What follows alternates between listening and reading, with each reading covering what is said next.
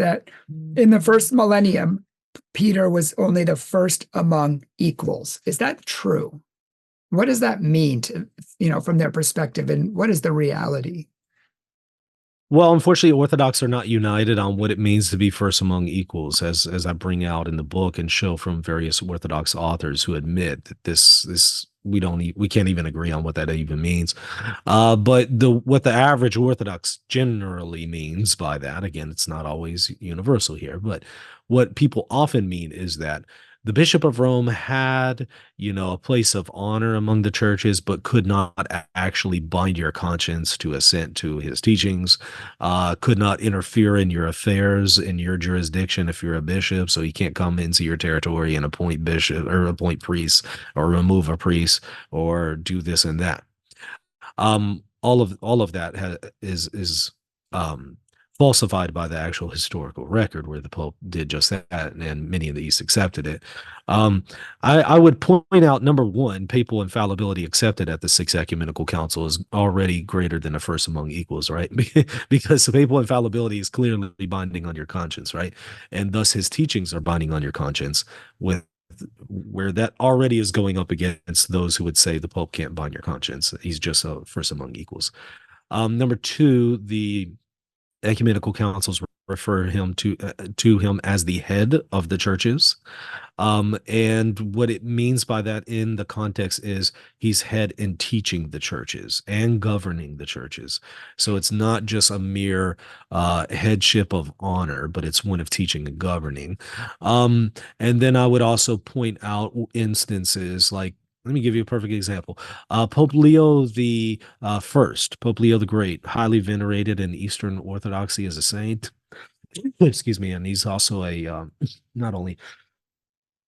I apologize. I'm still getting over a cough here. Not only is he a saint in Catholicism, he's also a doctor of the church. Well, Leo the Great annuls a canon from an entire ecumenical council, the Council of Chalcedon, Canon 28. He annuls the canon by the authority of St. Peter. And you'll know what the East did. They didn't say, hey, hold on, no, you're just the first among equals. You can't annul an entire ecumenical council's canon. You can't do that. You can't bind us to this. Rather, they completely bow to his authority. So you can read Patriarch Anatolius of Constantinople, the emperor at the time, Emperor Marcian, and others completely accepting his annulment of Canon 28, and the Eastern tradition for a long time did not even use Canon 28 in its canonical tradition because Leo annulled it. It wasn't until much later that it started using it for other reasons.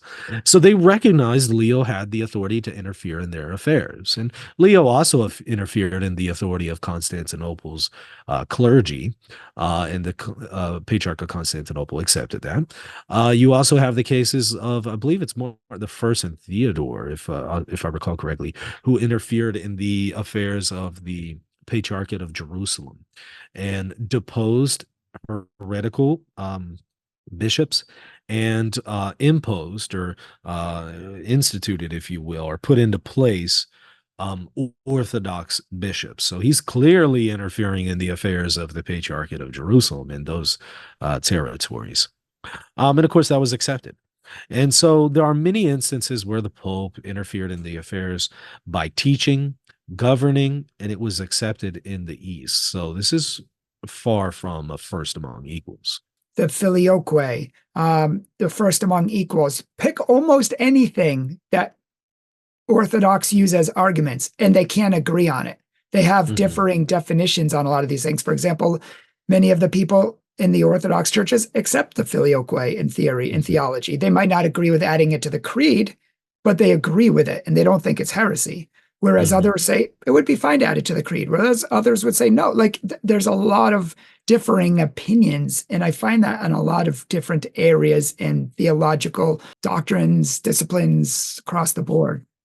You know what I also find the most fascinating here is that the best of Eastern Orthodox scholars, the best scholars that are out there, so the cream of the crop, the best that they have to offer theologically and historically, have been unable to grapple with cases like the Sixth Ecumenical Council on Papal Infallibility with Agatho's letter, or Patriarch Taurasius's Confession of Faith.